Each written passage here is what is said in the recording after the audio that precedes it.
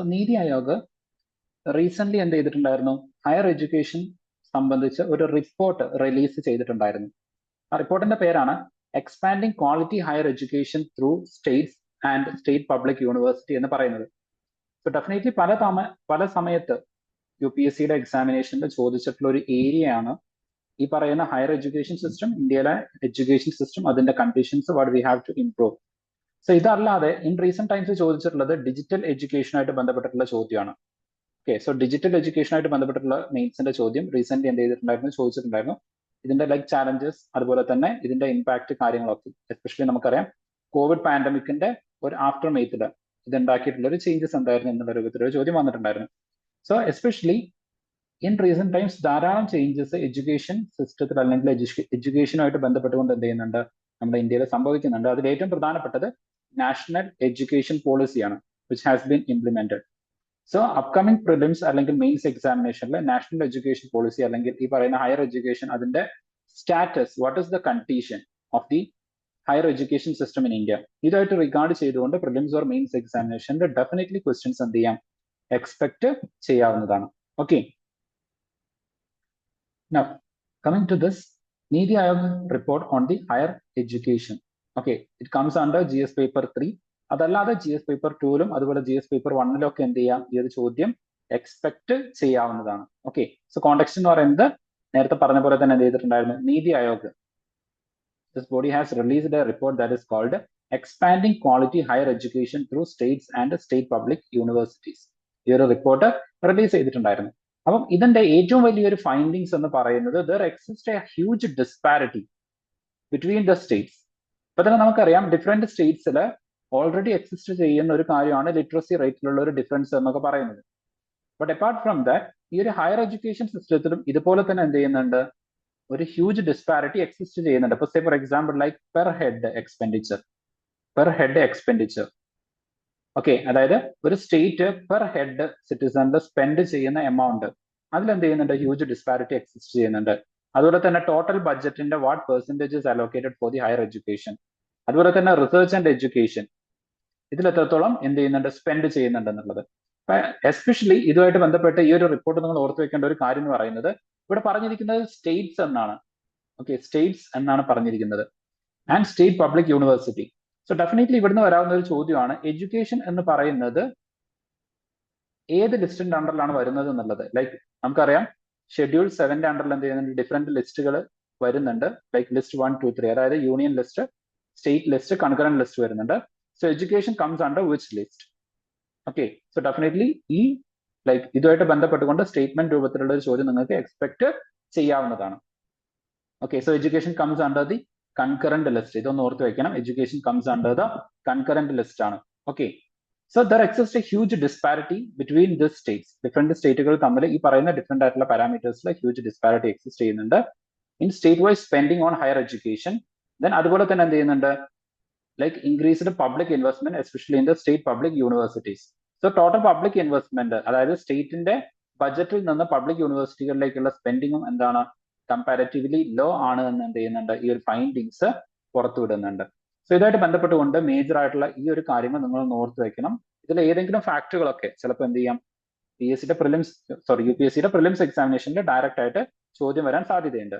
First, states allocating the most to the higher education. So higher എഡ്യൂക്കേഷന്റെ ഏറ്റവും കൂടുതൽ spendings നടത്തുന്ന സ്റ്റേറ്റുകൾ ഏതൊക്കെയാണെന്ന് ചോദിച്ചു കഴിഞ്ഞാൽ Jammu Kashmir, almost 8% budget allocation എങ്ങോട്ടേക്ക് പോകുന്നുണ്ട്?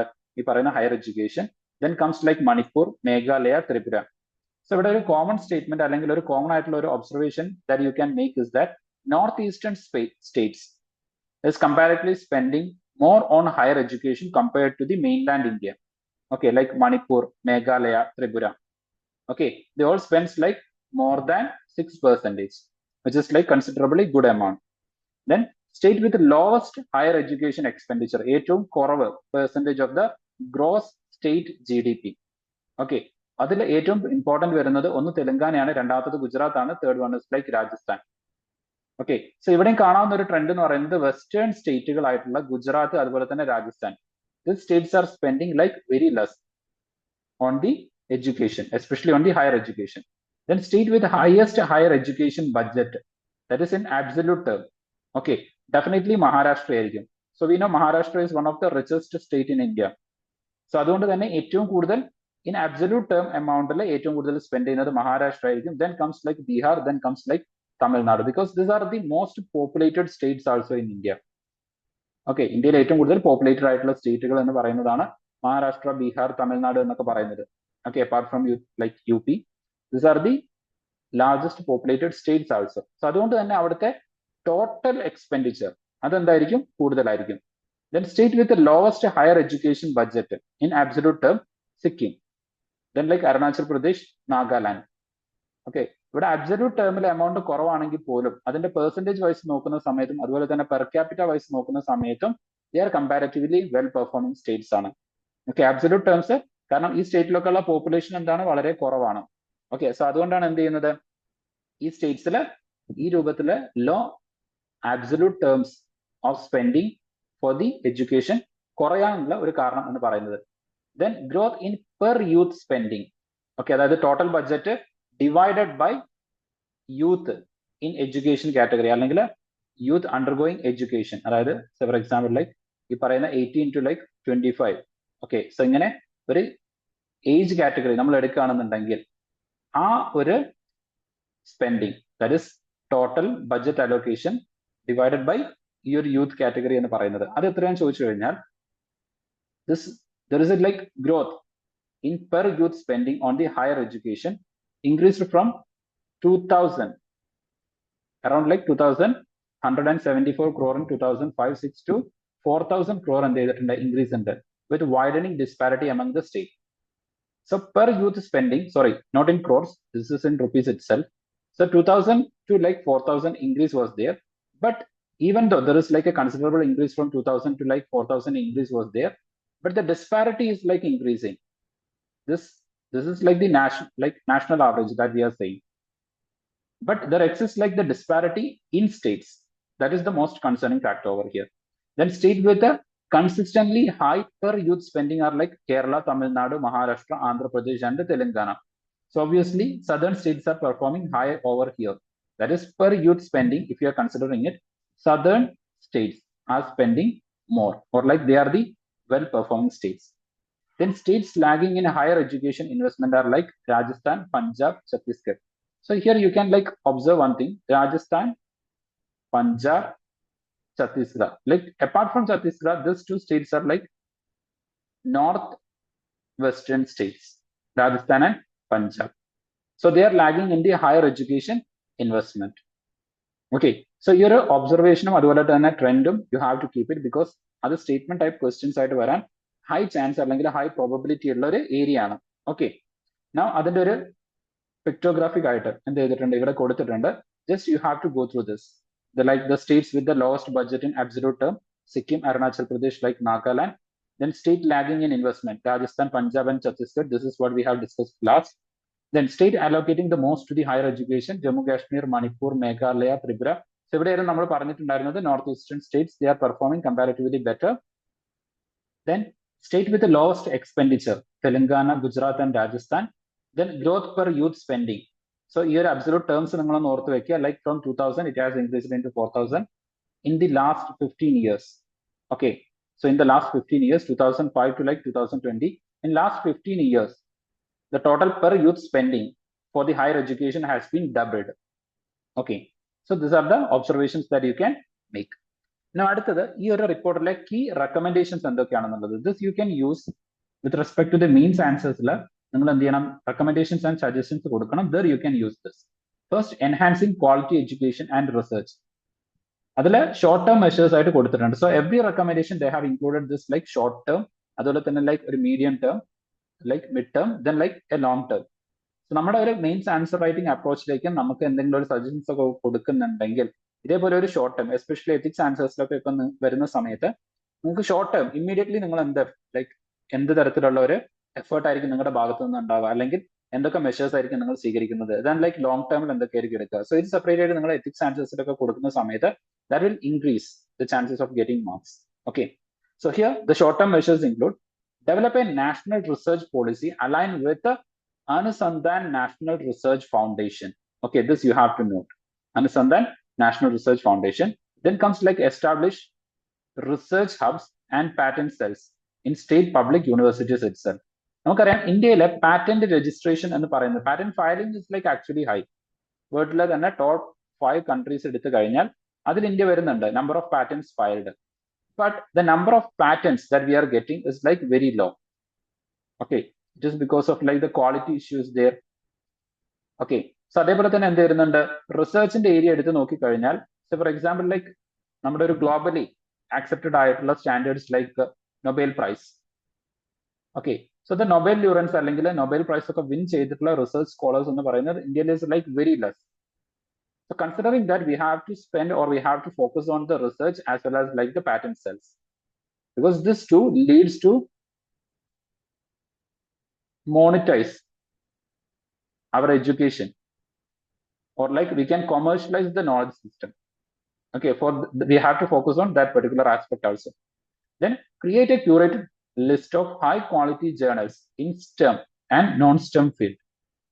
Okay, so high quality journals we have to create. For this we have taken like different measures we have taken. Okay, so that also you have to note.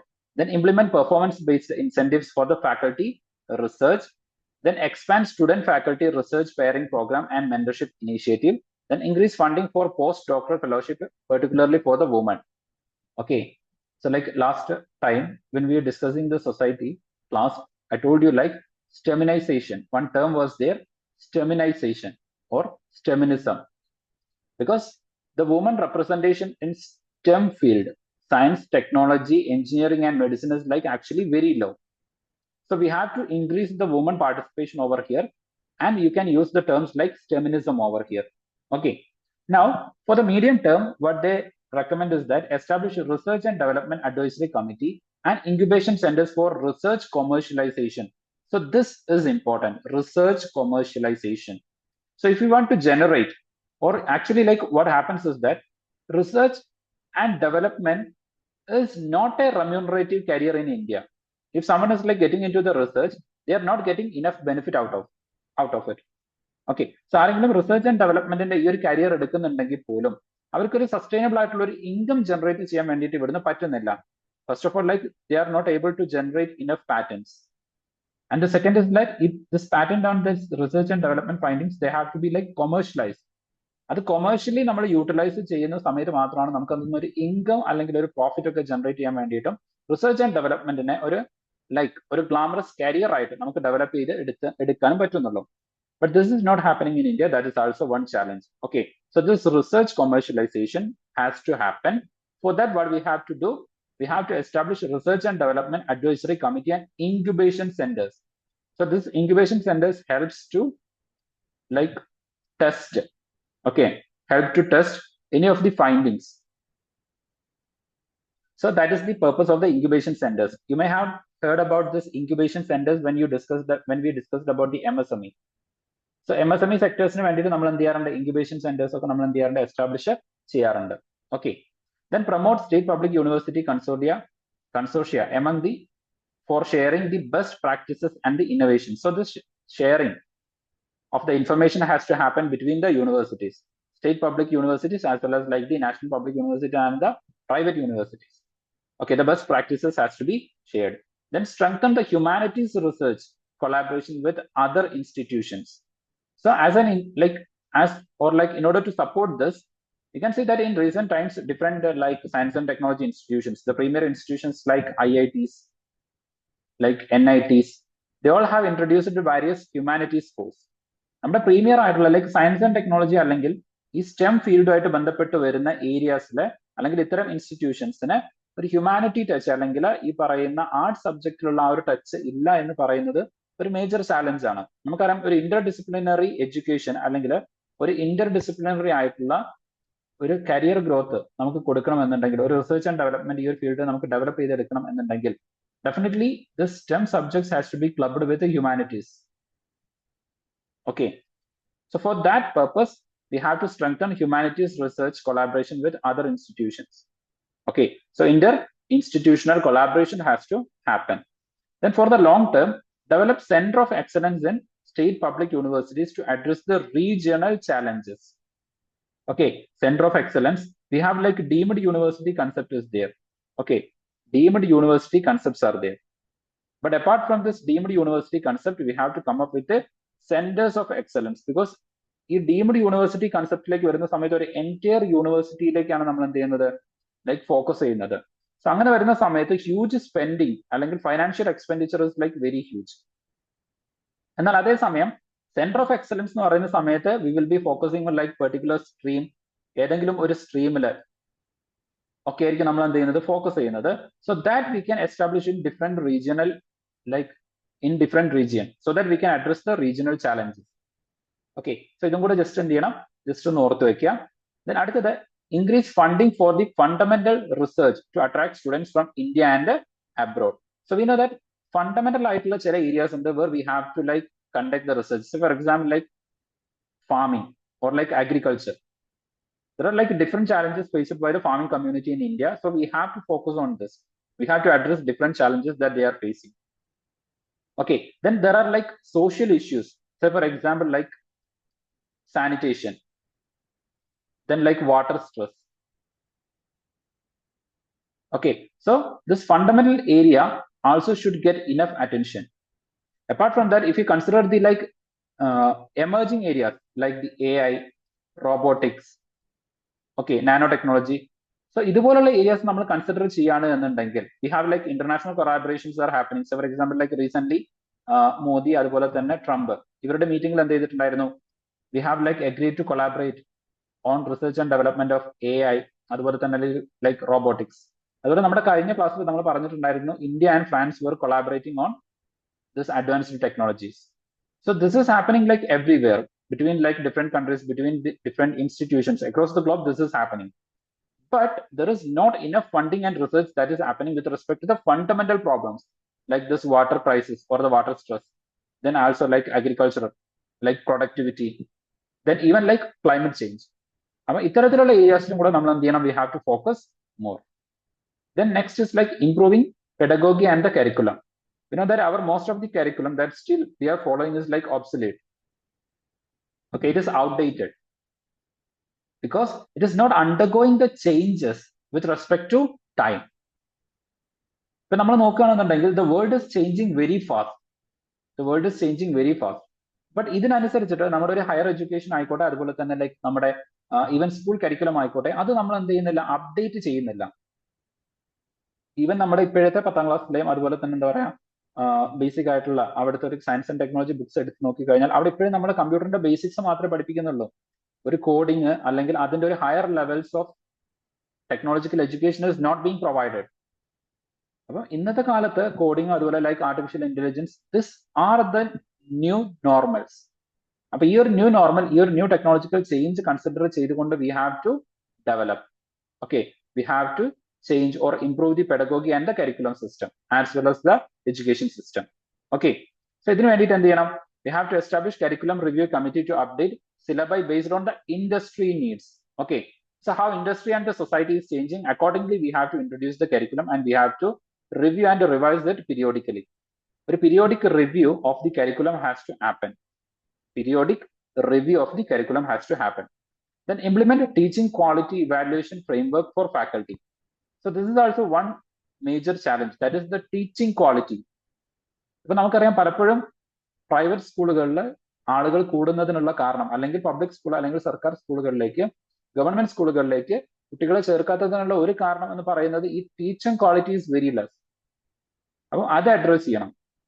So for that we need evaluation framework for the faculties. Continuous evaluation and monitoring should be there. And also like upskilling should happen for the teachers. They should be like equipped with modern technologies for teaching. So for example, like projectors, smart classrooms. Okay, so we already have the programs like digital classroom projects are there. That has to be fastened. Otherwise, വളരെ fast paced ആയിട്ട് we have to implement them. Then the next is like expand multidisciplinary education with electives and minors. Okay, electives and minors. So ഈ electives എന്ന് പറയുന്നത് നമുക്ക് choose ചെയ്യാം. അതായത് ചില സബ്ജക്റ്റുകൾ ഇപ്പൊ ലൈക്ക് ടോട്ടൽ ഒരു 90 മാർക്സിന്റെ ക്രെഡിറ്റ് ഉണ്ടെന്നുണ്ടെങ്കിൽ ഇതിൻ്റെ അകത്ത് say for example like 48 marks എന്തായിരിക്കും, മേജർ ആയിരിക്കും. ഓക്കെ, കമ്പൽസറി ആയിരിക്കും. Then comes like നമുക്ക് ഇതിന്റെ കൂടെ തന്നെ വേറെ ചില സബ്ജക്റ്റുകൾ നമുക്ക് ഇൻട്രസ്റ്റുകൾ ഉണ്ട്. അപ്പൊ ഫോർ എക്സാമ്പിൾ ഞാൻ മാത്സ് ആണ് എടുക്കുന്നത്, എനിക്ക് ഫിസിക്സിലും ഇൻട്രസ്റ്റ് ഉണ്ട് എന്നുണ്ടെങ്കിൽ എനിക്ക് എന്ത് ചെയ്യാം, ഫിസിക്സ് മൈനർ ആയിട്ട് എടുക്കാം. അതേപോലെ തന്നെ എനിക്ക് ചില സബ്ജക്റ്റുകൾ പ്രത്യേകം പഠിക്കണമെന്നുണ്ടെങ്കിൽ അതിന് എനിക്ക് എലക്റ്റീവ് ആയിട്ട് എടുക്കാം. Okay, so for example like humanity subjects.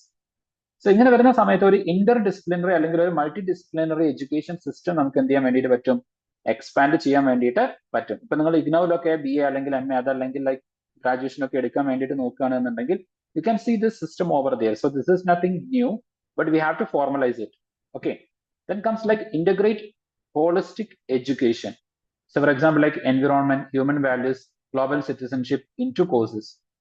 Okay, so this holistic education is missing over here because of the commercialization of the education. Commercialization of education is happening. So this is like actually from education എന്തിനാന്ന് ചോദിച്ചു കഴിഞ്ഞാൽ it is simply to get a career or to get a job. We will be specializing, focusing on any one stream. But what we are missing is like we are missing the different ethics values that is related to like environment, human values, global citizenship. We are missing this kinds of different values which should be there in a citizen. Okay, so അതുകൊണ്ട് ഇതും കൂടെ inculcate ചെയ്തുകൊണ്ട് അല്ലെങ്കിൽ ഇതും കൂടെ അതിന്റെ കൂടെ develop ചെയ്യാൻ പറ്റുന്ന ഒരു holistic education framework we have to develop. Then for the medium term, introduce new interdisciplinary course on sustainability and emerging industries. Okay, so the sustainability is becoming a new buzzword. Okay, a new hot topic. So this has been incorporated in the education. This is the greatest achievement with respect to this particular report is considered. Okay, then develop strategies to integrate UN Sustainable Development Goal into academies. Again, UN Sustainable Development Goal that has to be incorporated into the academics and the education system. Then regarding the long term, they suggest like foster a culture of innovation in curriculum design. Then comes like transition leading to state public universities into multidisciplinary education and research universities. Okay, so this multidisciplinary education ഒരുപാട് importance in recent ടൈംസിൽ കൊടുക്കുന്നതായിട്ട് കാണാൻ വേണ്ടിയിട്ട് പറ്റും. Then next is like digitization of the higher education. So ഇവിടെ നിന്നായിരുന്നു UPSC ഇതിന് മുമ്പ് എന്ത് ചെയ്തിട്ടുണ്ടായിരുന്നത്, മെയിൻസിന് ചോദ്യം ചോദിച്ചിട്ടുണ്ടായിരുന്നത്.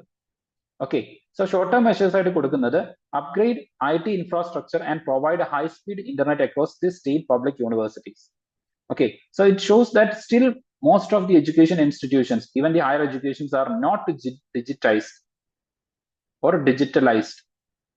So even the current higher education system is not digitalized. So for that, what we have to do? We have to provide the IT infrastructure and provide high-speed internet across the state public universities. Then implement AI-driven student lifecycle management system for the admission, academics, and the exams. So this is actually to reduce the burden on the state public universities and automate the process.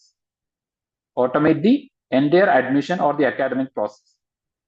So this will bring more accountability. Okay, accountability. Then if there is any kind of like disparity, discrimination, etc., that also can be avoided. If AI driven student life cycle management system is there, then any kind of like discrimination can be prevented. Then അടുത്തത് establish digital learning centers for online education. Okay, so online education വേണ്ടിയിട്ട് different ആയിട്ടുള്ള measures എന്ത് ചെയ്തിട്ടുണ്ട്, government over the time has taken. So for example even IGNOU system തന്നെ distant education ആണ്. Okay, so ഇവിടെ നിങ്ങൾ use ചെയ്യേണ്ട ലൈക്ക് നിങ്ങൾ ഓർക്കേണ്ട ഒരു ടേം എന്ന് പറയുന്നത് കണ്ടിന്യൂഡ് എഡ്യൂക്കേഷൻ ആണ്. ഓക്കെ, കണ്ടിന്യൂഡ് എഡ്യൂക്കേഷൻ അല്ലെങ്കിൽ continuous education or like life long education. So in order to promote lifelong education or the continued education, we have to promote online education. At present നിങ്ങൾക്കറിയാം like NPTEL.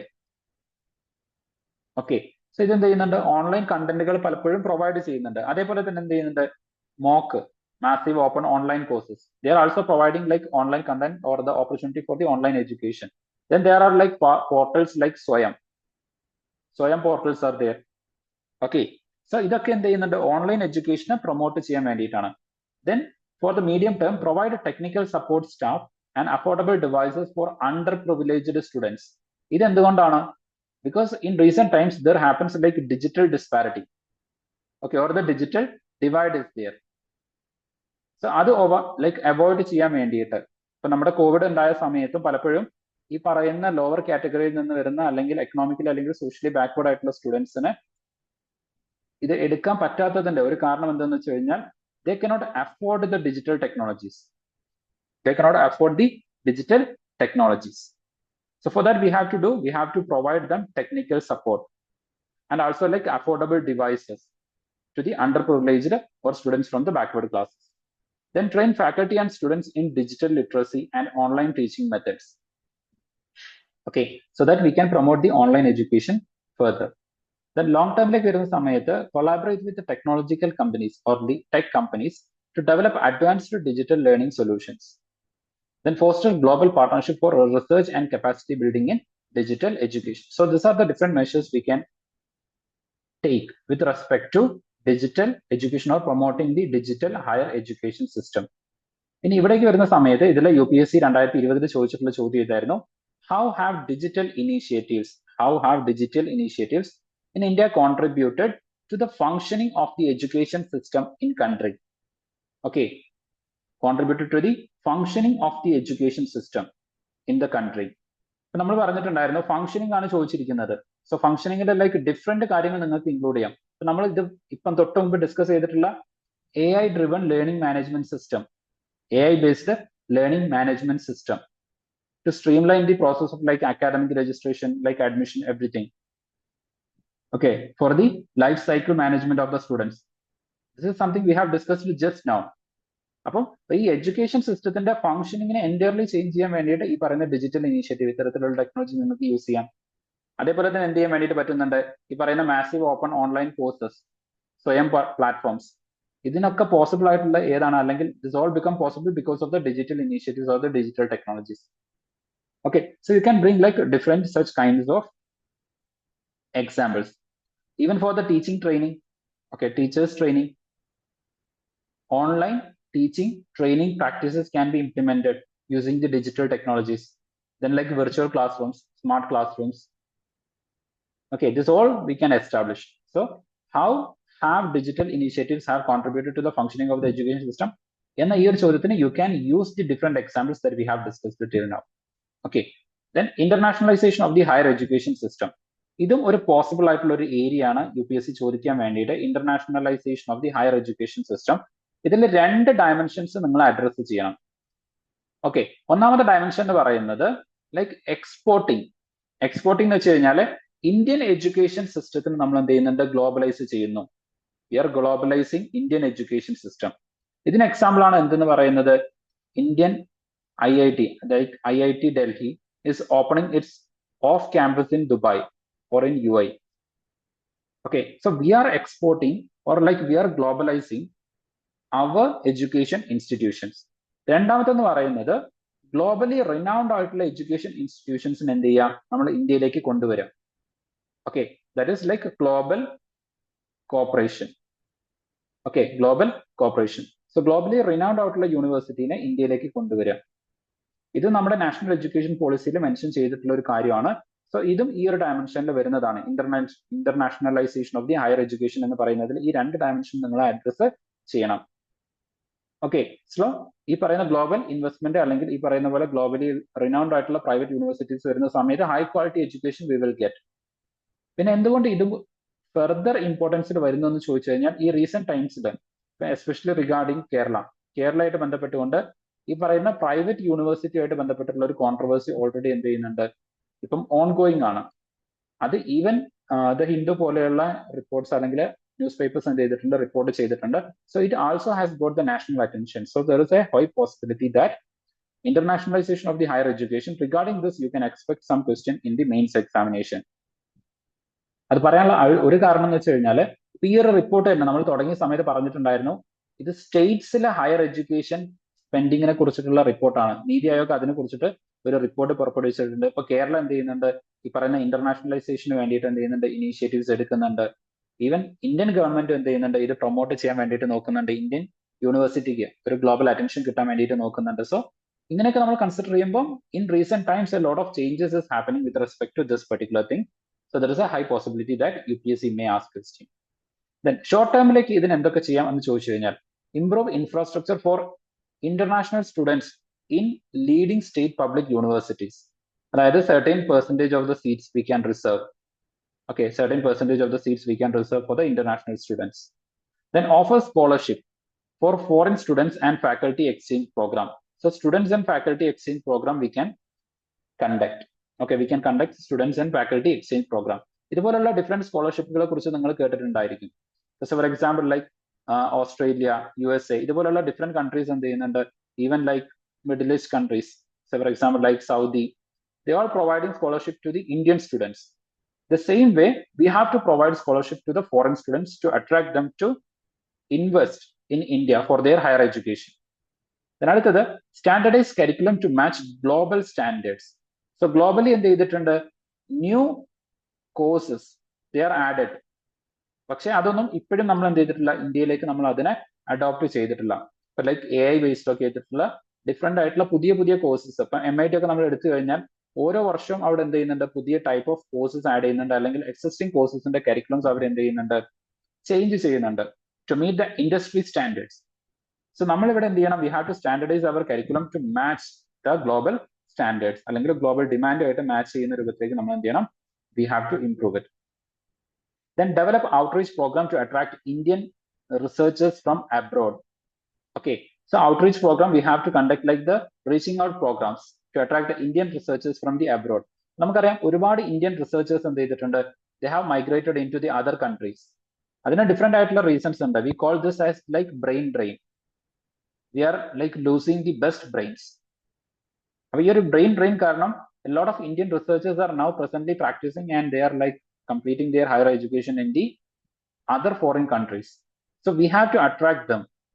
We have to create an ecosystem so that they can come back to India and they can invest, they can continue their higher education again in India. So we have to create this outreach program. Along with the outreach program, we have to create the ecosystem and the infrastructure required for this particular thing. Okay. Then medium term, establish long-term university partnership for the students and the faculty exchange. So again, already നമ്മൾ short ടേമിൽ discuss ചെയ്തതാണ്. അതിപ്പോ four example like MIT യിൽ നിന്ന് ചില സ്റ്റുഡൻസിനെ നമ്മൾ എന്ത് ചെയ്യും, ഇന്ത്യയിലേക്ക് കൊണ്ടുവരും. ഇൻ റിട്ടേൺ IIT എന്നുള്ള സ്റ്റുഡൻസിനെ for one sem we will send them to USA. So likewise a student exchange programme we can follow the same way like faculties. Okay, അപ്പൊ ഇങ്ങനെ ഒരു ഫാക്കൽറ്റി എക്സ്ചേഞ്ച് ഒക്കെ വരുന്ന സമയത്താണ് ന്യൂ ടീച്ചിങ് മെത്തേഡ്സ്, അതുപോലെ തന്നെ like even new student management systems, ഇതൊക്കെ നമുക്ക് അറിയാനും അഡോപ്റ്റ് ചെയ്യാനും പറ്റുന്നത് ഇത്തരത്തിലുള്ള ഒരു എക്സ്ചേഞ്ച് നടക്കുന്ന സമയത്താണ്. അതായത് IIT യിലുള്ള ഒരു ഫാക്കൽറ്റിനെ നമ്മൾ MIT യിലേക്ക് അയക്കും, MIT യിലുള്ള ഒരു ഫാക്കൽറ്റിനെ നമ്മൾ എന്ത് ചെയ്യും, IIT യിലേക്ക് എടുക്കും. So this is called the faculty exchange programme.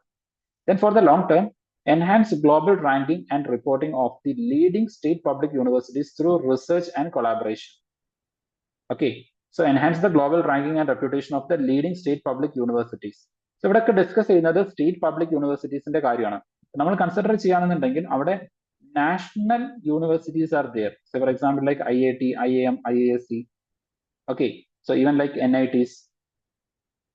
So AIMS, ഇതുപോലെ ഡിഫറെന്റ് ആയിട്ടുള്ള നാഷണലി അല്ലെങ്കിൽ ലൈക്ക് സ്റ്റേറ്റ് അല്ലെങ്കിൽ യൂണിയൻ ലിസ്റ്റിന്റെ അണ്ടറിൽ വരുന്ന ഡിഫറെന്റ് ആയിട്ടുള്ള യൂണിവേഴ്സിറ്റീസ് ഉണ്ട്. They all functions very well. Okay, so compared to the state public universities, they function well. ഇപ്പൊ നമ്മുടെ ഇവിടുത്തെ ഒരു ചാലഞ്ച് എന്താന്ന് വെച്ച് കഴിഞ്ഞാൽ സ്റ്റേറ്റ് പബ്ലിക് യൂണിവേഴ്സിറ്റീസിനെയും കൂടെ ആ ഒരു ലെവലിലേക്ക് നമ്മൾ എന്ത് ചെയ്യണം, ഉയർത്തിക്കൊണ്ടുവരണം. Okay, that is the challenge existing. Then funding and financing higher education.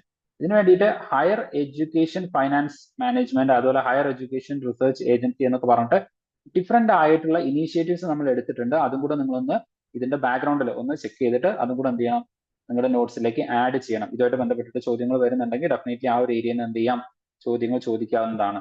Okay, then increase education budget to 6% of the GDP. So നമ്മൾ നേരത്തെ ഡിസ്കസ് ചെയ്ത സമയത്ത് ഈ പറയുന്ന 6%, more than 6% of the GDP spend ചെയ്യുന്ന ലെസ് ദാൻ 4 സ്റ്റേറ്റ് അല്ലെങ്കിൽ almost 4 സ്റ്റേറ്റുകൾ മാത്രമേ 6% or more state gross GDP എന്തിനു വേണ്ടിയിട്ട് സ്പെൻഡ് ചെയ്യുന്നുള്ളൂ, ഈ ഒരു എഡ്യൂക്കേഷന് വേണ്ടിയിട്ട് സ്പെൻഡ് ചെയ്യുന്നത് ഉണ്ടായിരുന്നുള്ളൂ. Okay, so national education policy state ചെയ്യുന്നത് എന്താണ്, 6% of the സ്റ്റേറ്റ് GDP എന്തിനു വേണ്ടിയിട്ട് നമ്മൾ സ്പെൻഡ് ചെയ്യണം, എഡ്യൂക്കേഷന് വേണ്ടിയിട്ട് സ്പെൻഡ് ചെയ്യണം. ഓക്കെ, സോ ആ ഒരു ഫാക്ടറും കൂടെ നിങ്ങൾക്ക് എന്ത് ചെയ്യാം, ഇവിടെ ആഡ് ചെയ്യാവുന്നതാണ്. Then establish a dedicated infrastructure finance agency for the state public universities. From higher education financing agency ഉണ്ട്. ഓക്കെ, സോ ഈ ഒരു സ്റ്റേറ്റ്മെന്റുമായിട്ട് ബന്ധപ്പെടുത്തിയിട്ട് ഇതിനെയും കൂടെ നിങ്ങൾ എന്ത് ചെയ്യണം, ചേർത്ത് വായിക്കേണ്ടതാണ്. how well this is functioning. Higher education financing agency. Okay. Then expand alumni engagement for fundraising. So through the alumni engagement, we can increase the fundraising. So ഇതായിട്ട് ബന്ധപ്പെട്ടുകൊണ്ട് എത്തിക്സ് പേപ്പറിലും നിങ്ങൾക്ക് എന്ത് ചെയ്യാം, ക്വസ്റ്റ്യൻസ് എക്സ്പെക്ട് ചെയ്യാവുന്നതാണ്. അപ്പോൾ they may give a case study. So for example നിങ്ങൾ ഒരു പ്രിൻസിപ്പളോ അല്ലെങ്കിൽ നിങ്ങൾ ഒരു സ്കൂളിന്റെ ചെയർമാൻ ഒക്കെ ആയിരിക്കും, and you are facing like fund crisis എന്ത് ചെയ്യുന്നുണ്ട്, ഫേസ് ചെയ്യുന്നുണ്ട്. In such scenario what measures you will take.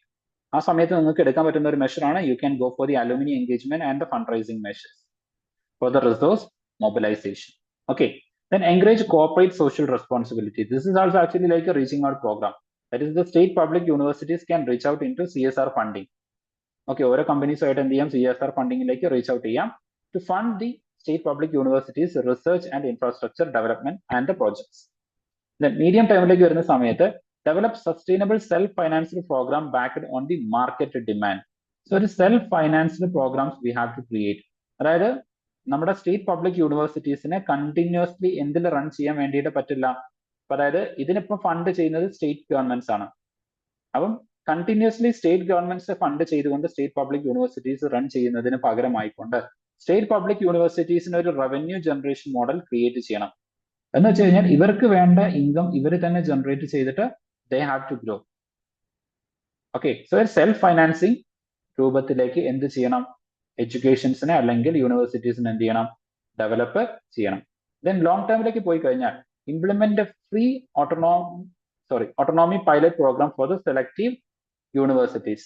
Okay, free autonomy in pilot programmes എന്ന് വെച്ച് കഴിഞ്ഞാൽ ഈ ഫീ സ്ട്രക്ചർ ഡിസൈഡ് ചെയ്യാനുള്ള ഒരു ഓതോറിറ്റി ആർക്ക് കൊടുക്കണം, സ്റ്റേറ്റ് പബ്ലിക് യൂണിവേഴ്സിറ്റീസിന്. എന്ന് വെച്ച് കഴിഞ്ഞാൽ ലൈക്ക് സെൻട്രലി ഡിസൈഡ് ചെയ്തിട്ട് അല്ലെങ്കിൽ ഒരു സ്റ്റേറ്റ് ഡിസൈഡഡ് ആയിട്ട് എന്ത് ചെയ്യരുത്, കോഴ്സ് ഫീസ് കൺസ്ട്രക്ട് അല്ലെങ്കിൽ കോഴ്സ് ഫീസ് കളക്ട് ചെയ്യുന്ന ഒരു രീതി മാറ്റണം. അത് ഈ നേരത്തെ പറഞ്ഞ പോലെ യൂണിവേഴ്സിറ്റിനെ സെൽഫ് ഫൈനാൻസിങ് അല്ലെങ്കിൽ ഒരു സെൽഫ് റണ്ണിങ് സിസ്റ്റത്തിലേക്ക് കൊണ്ടുപോകാൻ വേണ്ടിയിട്ടുള്ള ഒരു മെഷറാണ്. Then institutionalise public private partnership models for research and education financing. So PPP മോഡലും ഇതിനെ അഡോപ്റ്റ് ചെയ്യാൻ പറ്റുന്ന ഒരു മെഷറാണ്. ഓക്കെ, ഇപ്പൊ ഫോർ എക്സാമ്പിൾ ലൈക്ക് ഏതെങ്കിലും ഒരു നമുക്ക് എന്ത് ചെയ്യാം, PPP പ്രോജക്റ്റിന്റെ ഭാഗമായിട്ട് BOT അല്ലെങ്കിൽ എന്താ പറയാ ഹൈബ്രിഡ് ആനുവിറ്റി മോഡൽ, ഇതുപോലെ ഏതെങ്കിലും മോഡലിൽ ഇൻഫ്രാസ്ട്രക്ചർ ഡെവലപ്മെന്റ് നമുക്ക് എന്ത് ചെയ്യാം, ഔട്ട്സോഴ്സ് ചെയ്യാൻ പറ്റുന്ന അല്ലെങ്കിൽ ഒരു കൊളാബറേഷൻ മോഡലിൽ നമുക്ക് ചെയ്യാൻ പറ്റുന്ന ഒരു മെത്തേഡാണ് പറയുന്നത് പബ്ലിക് പ്രൈവറ്റ് പാർട്ണർഷിപ്പ് എന്ന് പറയുന്നത്. Then enhancing employability and industry collaboration. So definitely ഈ ഒരു education system, research and funding ഇതിനൊക്കെ ഒരു ഔട്ട്പുട്ട് കിട്ടണം എന്നുണ്ടെങ്കിൽ industry collaboration is needed. Okay, so ഈ പറയുന്ന എഡ്യൂക്കേഷൻ കഴിഞ്ഞിട്ട് നമ്മൾ കരിയറിന് വേണ്ടിയിട്ടാണെന്ന് നമ്മൾ അതിനെ ക്രിട്ടിസൈസ് ചെയ്യുന്നുണ്ടെങ്കിൽ പോലും this is also one objective of the education. എന്ന് വെച്ച് കഴിഞ്ഞാൽ ഇൻഡസ്ട്രി സ്റ്റാൻഡേർഡ് അല്ലെങ്കിൽ എംപ്ലോയബിൾ ആയിട്ടുള്ള യൂത്തിനെ ക്രിയേറ്റ് ചെയ്യുക എന്ന് പറയുന്നത് എഡ്യൂക്കേഷന്റെ ഡിമാൻഡാണ്. അപ്പൊ അതിന് വേണ്ടിയിട്ട് ഇൻഡസ്ട്രി കൊളാബറേഷൻ ഉണ്ടെങ്കിൽ മാത്രമേ ഇൻഡസ്ട്രിയൽ ഡിമാൻഡ് എന്താണെന്ന് അറിഞ്ഞിട്ട് അതിനനുസരിച്ചിട്ട് എഡ്യൂക്കേഷൻ കൊടുത്തിട്ട് യൂത്തിനെ എംപ്ലോയബിൾ ആയിട്ട് അതുപോലെ തന്നെ സ്കിൽ ബേസ്ഡ് ആയിട്ട് മാറ്റാൻ വേണ്ടിയിട്ട് പറ്റുള്ളൂ. ഓക്കെ, സോ ഇതിന് കൊടുക്കുന്ന റെക്കമെൻഡേഷൻസ് ഷോർട്ട് ടേമിൽ കൊടുത്തിട്ടുള്ളത് integrate internship and apprenticeship into curriculum. So ഇന്റേൺഷിപ്പും അതുപോലെ തന്നെ ഈ പറയുന്ന അപ്രന്റിഷിപ്പും വരുന്ന സമയത്ത് ഓട്ടോമാറ്റിക്കലി അവർക്ക് എന്ത് കിട്ടും, സ്കിൽ ട്രെയിനിങ് കിട്ടും. അതുപോലെ തന്നെ എന്ത് കിട്ടും, റിയൽ ലൈഫ് എക്സ്പീരിയൻസ് അതും കൂടെ കിട്ടും. Okay, so based on that they can improve their studies. Then develop internship banks and partner with National Skill Development Council. Okay, so ഇതുമായിട്ട് ബന്ധപ്പെടുത്തിയിട്ട് എന്ത് ചെയ്യാം, സ്കിൽ ഡെവലപ്മെന്റ് പ്രൊമോട്ട് ചെയ്യാവുന്നതാണ്. Then promote entrepreneurship and incubation centers. So entrepreneurship എന്ന് പറയുന്നത് എന്തുകൊണ്ട് important ആവുമെന്ന് ചോദിച്ചു കഴിഞ്ഞാൽ നേരത്തെ പറഞ്ഞ പോലെ commercialisation of the knowledge or the innovation അല്ലെങ്കിൽ their research findings that has to be like അതിനൊരു മോണിറ്ററി വാല്യൂ അല്ലെങ്കിൽ ഒരു ഇൻഡസ്ട്രി ആയിട്ട് അല്ലെങ്കിൽ ആ ഒരു ടെക്നോളജിയെ ആ ഒരു ഫൈൻഡിങ്സിനെ ഒരു ടെക്നോളജി ആയിട്ട് അതിൽ ഇൻവെസ്റ്റ് ചെയ്തിട്ട് അതിനൊരു ഐഡിയ ആയിട്ട് ഡെവലപ്പ് ചെയ്യണമെങ്കിൽ വി നീഡ് എന്റർപ്രണർഷിപ്പ് സ്കിൽസ്. അതിനെ ഒരു പ്രോട്ടോടൈപ്പിൽ ടെസ്റ്റ് ചെയ്യാൻ വേണ്ടിയിട്ട് V also need the incubation centres also. പിന്നെ ഒരു മിഡ് ടേമിലേക്ക് വരുന്ന സമയത്ത് establish innovation hubs and startup incubators. So നേരത്തെ ഞാൻ പറഞ്ഞിട്ടുണ്ടായിരുന്നു വി നീഡ് സ്റ്റാർട്ടപ്പ് ഇൻക്യുബേറ്റേഴ്സ്. ഒരു ബിസിനസ് മോഡൽ ഒരു സ്മാൾ സ്കെയിലിൽ റൺ ചെയ്ത് നോക്കാൻ വേണ്ടിയിട്ട് വി നീഡ് ദിസ്. സോ ഈ സ്റ്റാർട്ടപ്പ് ഇൻക്യുബേറ്റേഴ്സ് അല്ലെങ്കിൽ ഈ ഇന്നോവേഷൻ ഹബിനൊക്കെ വേണ്ടിയിട്ട് നമ്മൾ ക്രിയേറ്റ് ചെയ്തിട്ടുള്ളതാണ് എന്തെന്ന് പറയുന്നത് അഡൽ ഇന്നോവേഷൻ മിഷൻ എന്ന് പറയുന്നത്. ഓക്കെ, സോ അതും കൂടെ ഒന്ന് ഓർത്ത് വെക്കാം. Develop life long learning centres for the continuous skill development. So നേരത്തെ പറഞ്ഞതാണ് ലൈഫ് ലോങ് ലേണിംഗ് എന്ന് പറയുന്നത്. അതിനടുത്തിട്ടുള്ള ഒരു മെഷർ ആയിരുന്നു എന്തെന്ന് പറയുന്നത് digital learning platforms. So digital learning പ്ലാറ്റ്ഫോംസിൽ like 24/7 throughout their life a student can learn. So അതിന് വേണ്ടിയിട്ടാണ് നമ്മൾ എന്ത് ചെയ്യുന്നത്, ഒരു ലൈഫ് ലോങ് ലേണിംഗ് പ്രൊമോട്ട് ചെയ്യാൻ വേണ്ടിയിട്ടാണ് ഇത്തരത്തിലുള്ള ഡിജിറ്റൽ മെഷേഴ്സ് ഒക്കെ എന്ത് ചെയ്യുന്നത്, സ്ട്രെങ്തൻ ചെയ്യുന്നത്. ദെൻ ലോങ് ടേം മെഷേഴ്സ് ആയിട്ട് കൊടുത്തിട്ടുള്ളതാണ് ഇൻസ്റ്റിറ്റ്യൂഷണലൈസ് ഫിസിക്കൽ എഡ്യൂക്കേഷൻ. ഇത് ഇൻ റീസെന്റ് ടൈംസ് അറ്റൻഷൻ കുറയുന്ന ഒരു ഏരിയ ആണ് ഫിസിക്കൽ എഡ്യൂക്കേഷൻ എന്ന് പറയുന്നത്. And wellness programme. നമുക്കറിയാം ഡിഫറെന്റ് എഡ്യൂക്കേഷൻ ഇൻസ്റ്റിറ്റ്യൂഷൻസിൽ നിന്ന് നമ്മൾ കേൾക്കുന്ന ലൈക്ക് മെന്റൽ സ്ട്രെസ്, അഗണി, അതുപോലെ തന്നെ എന്താ പറയുക suicides among the students. All this is because declining attention for the physical education and the wellness. Okay, and also the increasing non-communicable disease among the students. So ഇതൊക്കെ address ചെയ്യണമെങ്കിൽ we have to focus on the physical education for the holistic development of the students. Okay, so ഇതാണ് നമ്മൾ focus ചെയ്യേണ്ട ഒരു area എന്ന് പറയുന്നത്. Now coming to regulation of the education in India. So ഇന്ത്യയിലെ education regulation എങ്ങനെയാണ് സംഭവിക്കുന്നതെന്ന് ചോദിച്ചു കഴിഞ്ഞാൽ, സോ ഏർലിയർ ഈ പറയുന്ന എഡ്യൂക്കേഷൻ എന്ന് പറയുന്നത് it was under the state list. Okay, education എന്ന് പറയുന്നത് സ്റ്റേറ്റ് ലിസ്റ്റിലായിരുന്നു. But this 42nd constitutional amendment act in 1976 shifted education from state list into concurrent list.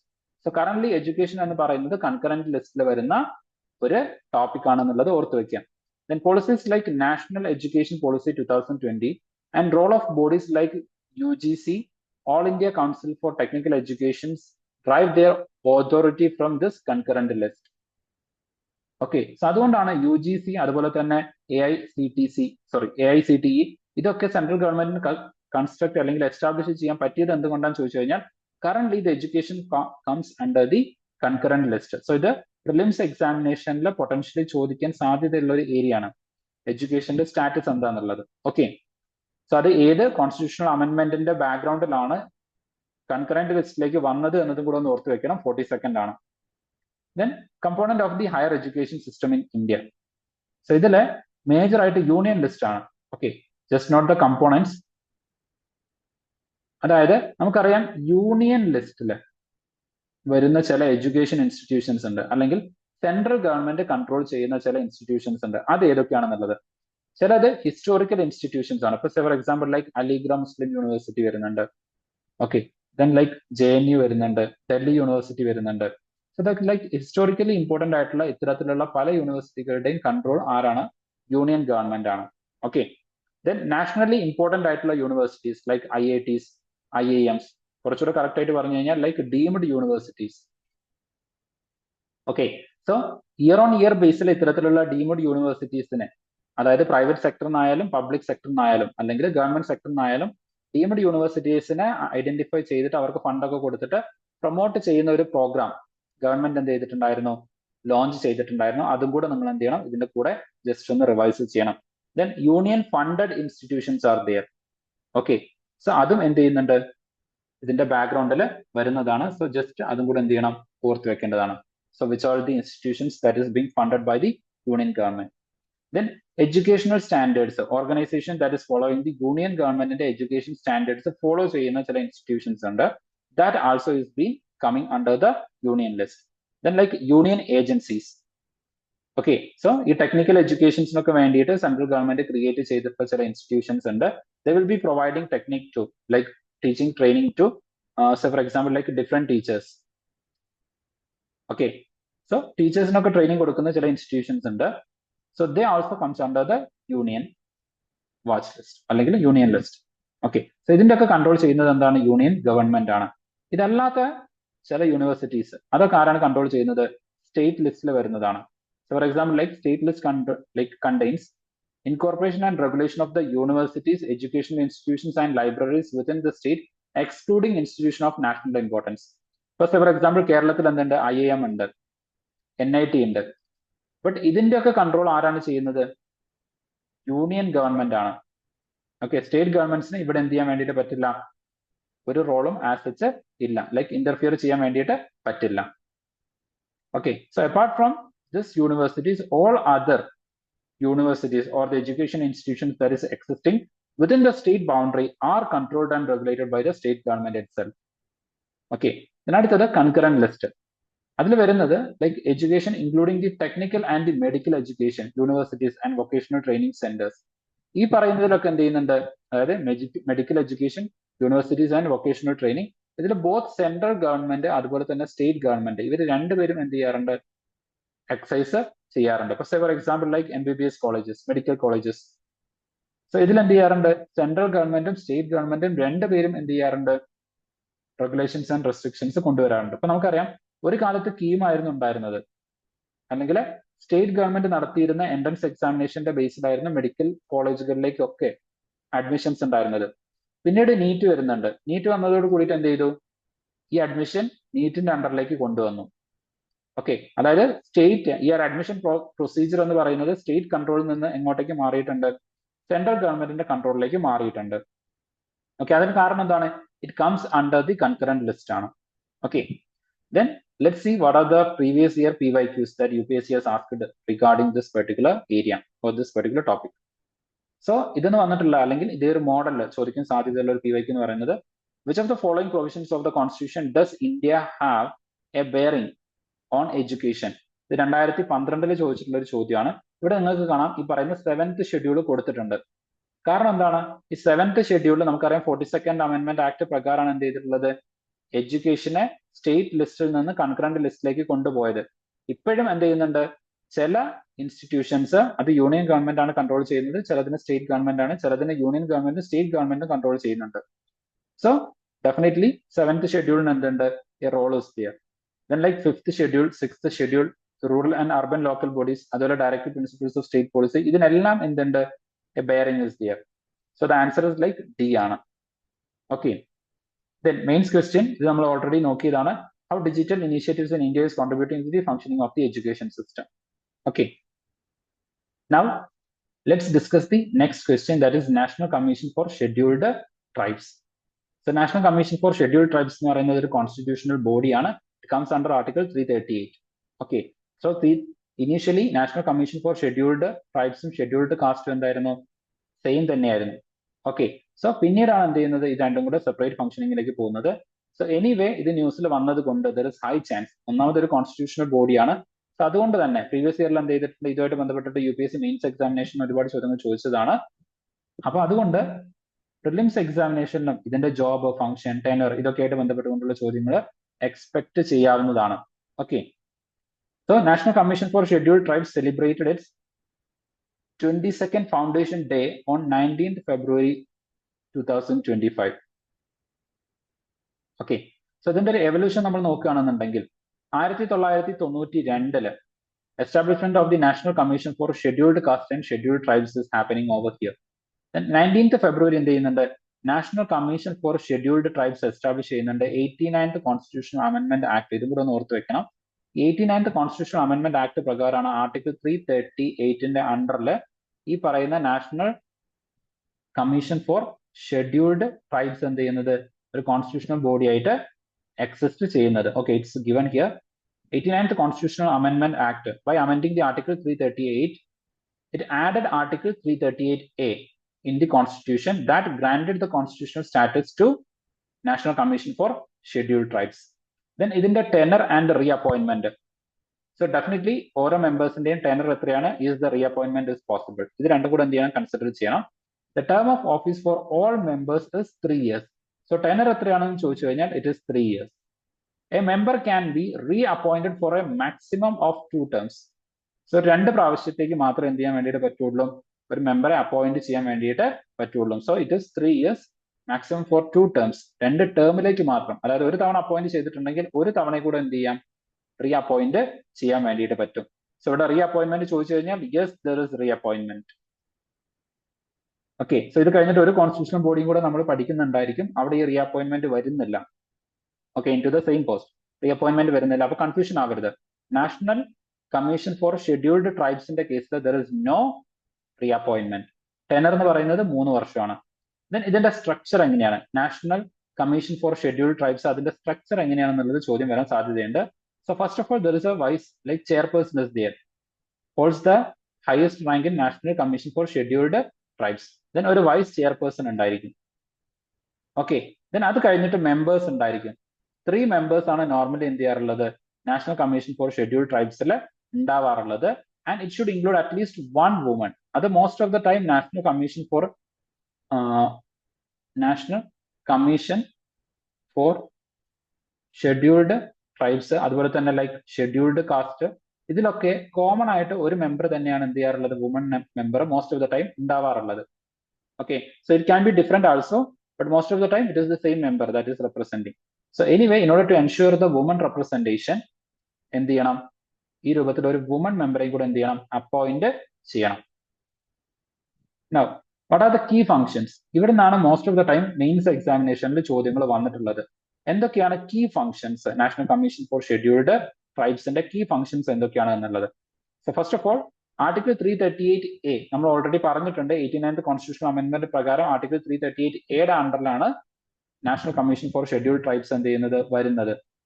ഇനി ആർട്ടിക്കിൾ 338A ക്ലോസ് 5 എന്ത് ചെയ്യുന്നത്, ഇതിന്റെ ഫംഗ്ഷൻസ്, അതായത് പവേഴ്സ് ആൻഡ് റെസ്പോൺസിബിലിറ്റീസ് എന്ത് ചെയ്തിട്ടുള്ളത്, മെൻഷൻ ചെയ്തിട്ടുള്ളത്. So National Commission for Scheduled Tribes monitors constitutional safeguards for the scheduled tribes. So ഒന്നാമത്തെ responsibility എന്താണ്, കോൺസ്റ്റിറ്റ്യൂഷൻ കൊടുത്തിട്ടുള്ള safeguards for the scheduled tribes അത് മോണിറ്റർ ചെയ്യുന്നു. Then address the tribal rights issues. Then avoid the advise upon the socio-economic development of the scheduled tribes. Okay, so these are the different responsibilities. One, it monitors the constitutional safeguards for the scheduled tribes. Then address the tribal rights issues. Then socio-economic developments. Okay, we have to ensure the socio-economic developments of the tribals. That's also being carried out or like is being done by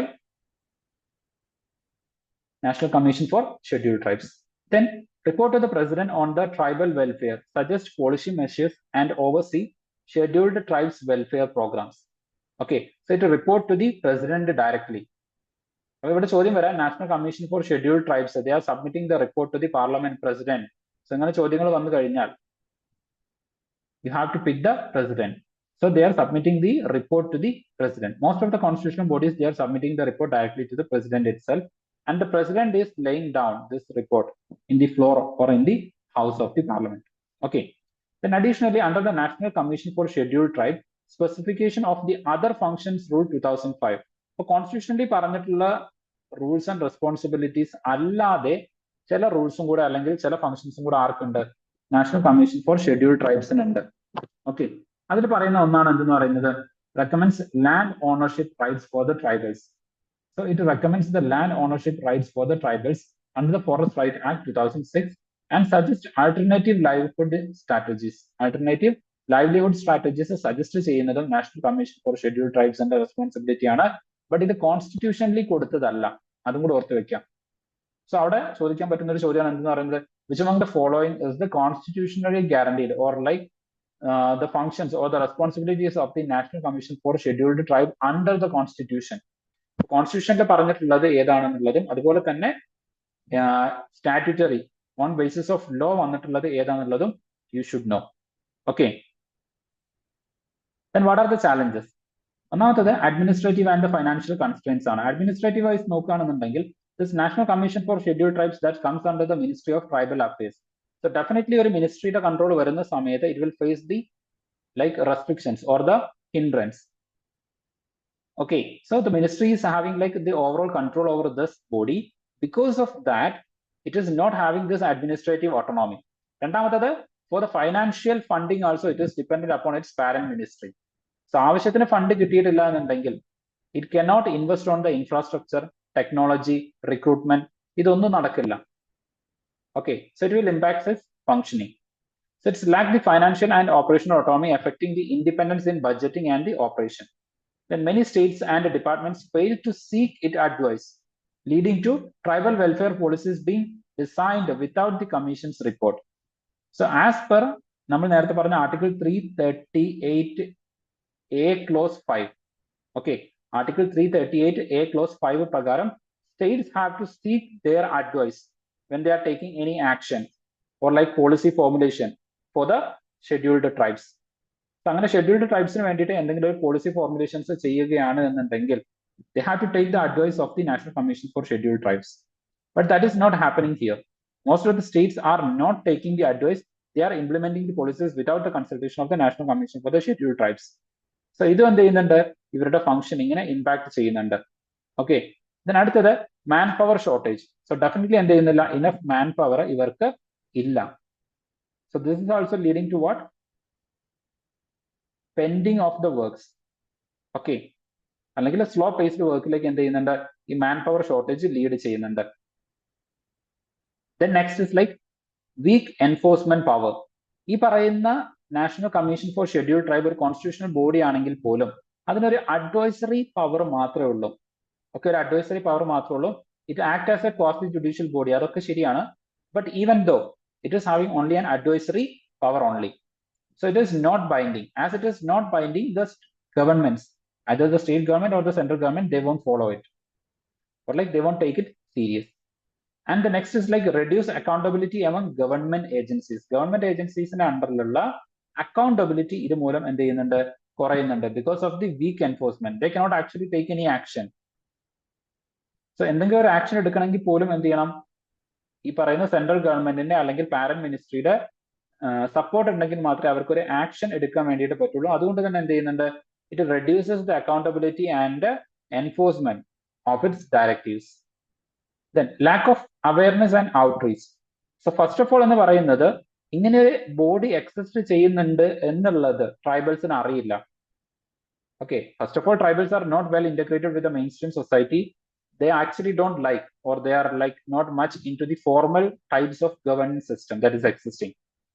എന്നിരുന്നാൽ പോലും നമ്മളെ tribals എന്ത് ചെയ്യുന്നില്ല, നമ്മുടെ main stream സൊസൈറ്റിയായിട്ട് integrate ചെയ്തതല്ല. അവർ നമ്മുടെ ഈ പറയുന്ന രൂപത്തിലുള്ള ഒരു ഫോർമൽ അഡ്മിനിസ്ട്രേറ്റീവ് സിസ്റ്റം അവർ ആക്സെപ്റ്റ് ചെയ്യുന്നില്ല.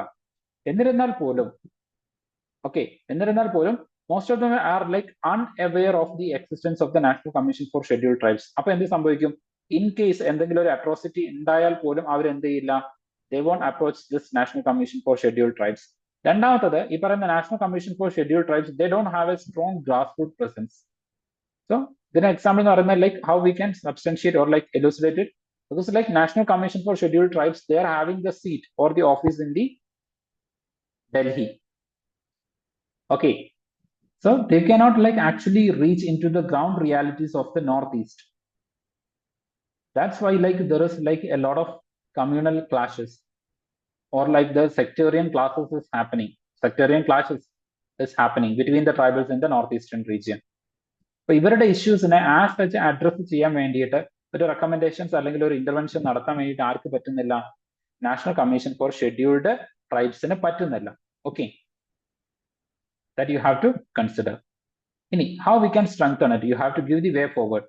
First of all strengthening the legal mandate എന്ന് വെച്ച് കഴിഞ്ഞാൽ ഇതിന്റെ കാര്യങ്ങളെ ഇംപ്ലിമെന്റ് ചെയ്യാനുള്ള ഒരു പവർ ഇതിന് കൊടുക്കണം by like penalties.